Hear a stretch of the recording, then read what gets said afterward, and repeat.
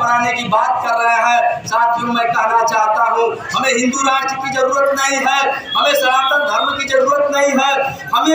हमें महंगाई से निजात चाहिए, हमें बेरोजगारी से निजात चाहिए, हमें जमीन चाहिए, हमें आवास शौचालय चाहिए, हमें राशन पेंशन चाहिए, हमें शिक्षा स्वास्थ्य चाहिए, हमें हमारा सुरक्षा और सम्मान चाहिए।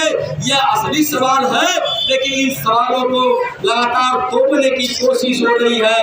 मैं आपसे कहना चाहता हूँ, पूरे देश के अंदर विकसित भारत संकल्प यात्रा के नाम पर ये सरकार की ये रथ जो है कि गाँव में जा रही है, और गाँव में जो ब्लॉक के अधिकारी हैं, जो कर्मचारी हैं, उनके माध्यम से गाँव में चौपाल लगवाई जा रही है। और उस रथ पर, उस गाड़ी पर ये गैस सिलेंडर की बात लिखी गई है, बिजली की बात लिखी गई है, फ्री राशन देने की बात लिखी गई है।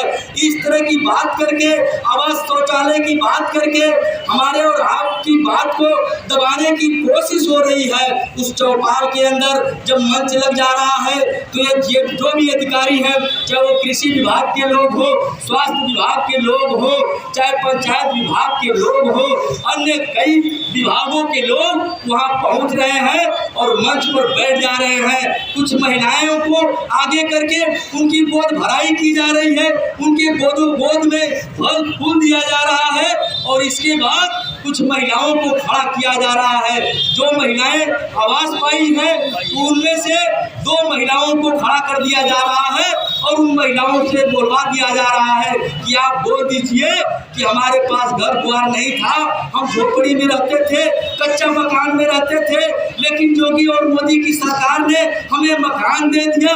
इस तरह की बात बुलवाई जा रही है।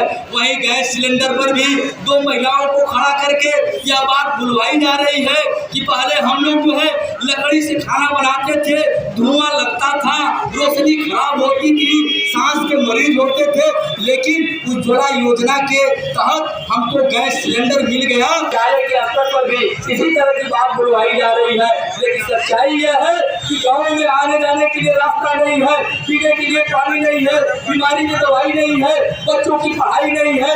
ये गरीब आदमी गरीबी, भुखमरी, कुपोषण, कर्ज बीमारी में करा रहा है। एक ही झोपड़ी, एक ही मकान में पूरे परिवार के लोग रहने के लिए मजबूर है।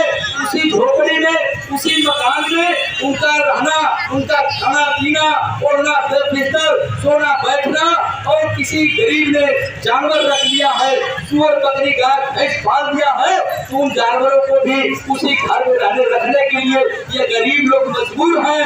और यह सरकार जो है कि गरीब जहाँ बसे हुए हैं, सड़क के किनारे, नहर के किनारे, तालाब के किनारे, भीटा पर बस गए हैं, रेलवे लाइन के किनारे बस गए, तो उन गरीबों को यह सरकार कह रही है कि आप लोग अवैध कब्जा किए हैं, आप लोगों के ऊपर बुलडोजर चलेगा, आप लोगों को बेदखल कर दिया जाएगा। इस तरह की नोटिस दे करके गरीबों को बेदखल कर। गाँव में जो दबंग काश्तकार हैं, जो संपन्न लोग हैं, वह लोग जो है गांव समाज की जमीनें, नवपरती की जमीन, बंजर की जमीन, गोबरगड्ढा हरहोड़ की जमीन, नाला खोदर भीटा की जमीन, चकनाली चकरोट की जमीन, स्कूल खलिहान की जमीन, ये सारी जमीनें गांव के जो दबंग लोग हैं वो कब्जा किए हुए हैं, उनको कोई हटाने वाला नहीं है, लेकिन गरीबों को फर्जी तरीके से बेदखल कर दिया जा रहा है। अब ये कुचौड़ा की विश्वकर्मा महिला आई हुई है, इनको पट्टा मिला हुआ है जमीन का, बहुत दिनों से 50 वर्षों से जमीन का पट्टा मिला हुआ है, लेकिन इनको कब्जा करने नहीं दिया जा रहा है, बल्कि उस जमीन पर वहाँ की जो यादव हैं, उन लोगों ने अपना नागचरण बना लिया, अपनी मशीन गाड़ लिया, अपना दुतला मकान बना लिया, बाउंड्री लगा करके उन जमीन घेर ली गई। और यह पूनम विश्वकर्मा जो है कि गाजीपुर से लेकर के और थाना का चक्कर लगाती रही, लेकिन इनकी बात को नहीं सुना गया, और उल्टे जो है कि इन्हें को धमकी दी जा रही है।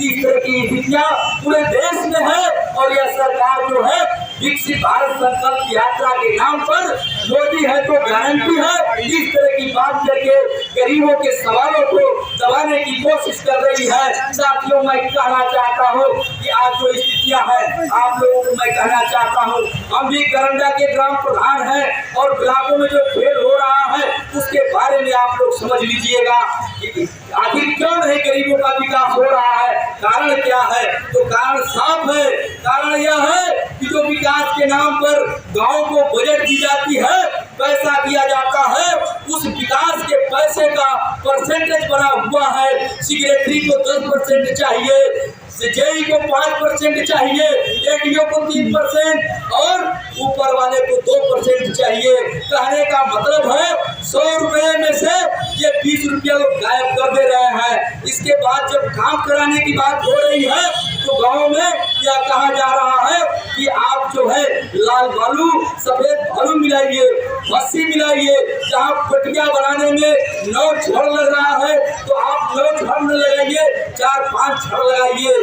इस तरह से करके गांव में विकास के पैसा को लूटा जा रहा है। जो काम मजबूत होना चाहिए, ठोस होना चाहिए, उस काम को ये लोग 2 नंबर के ईंट से, सफेद बालू और मस्सी से और 2-3 छड़ लगा करके ये गांव में काम कराए जा रहे हैं। तो कहने का मतलब है विकास का पैसा 20% वैसे कमीशन के रूप में लूटा गया और जो 40% पैसा है वह काम कराने में लूट लिया गया। 60% रुपया जो है 60% रुपया आपका लूट लिया गया और गाँव में जो काम हुआ वो अच्छा नहीं हुआ। वो 2 साल के बाद वो नालियाँ टूट जा रही है, पटिया जो है टूट जा रही है, गाँव में पानी, सड़कों का पानी भरना शुरू हो जा रहा है। ऐसी स्थिति में मैं आपसे कहना चाहता हूँ, ब्लॉक के अंदर आवास के नाम पर पैसा, शौचालय के नाम पर पैसा, ऑडिट के नाम पर पैसा, ये जो छुट्टा पशु पकड़ करके ये जो गौशालों में रखे गए हैं उनके लिए पैसा, जो मृत्यु प्रमाण, जन्म प्रमाण पत्र बनवाने के नाम पर पैसा, इस तरह से करके ब्लॉक के अंदर गरीबों के पैसा को लूटा जा रहा है। और उस लूट में करंडा ब्लॉक ही नहीं, पूरे जिले का ब्लॉक और यहाँ का जिला अधिकारी, ये सभी अधिकारी उस लूट में शामिल है। इनके खिलाफ हमें और आपको खड़ा होने की जरूरत है और अपने हाथों में परंपरागत हथियार उठा करके इनका मुकाबला करने की जरूरत है। तब आपका हक अधिकार मिलेगा, आपका मान सम्मान मिलेगा। अन्यथा ये चोर हैं। इस देश के अंदर जो राजनीति हो रही है, ये लूट झूठ की राजनीति हो रही है। इस लूट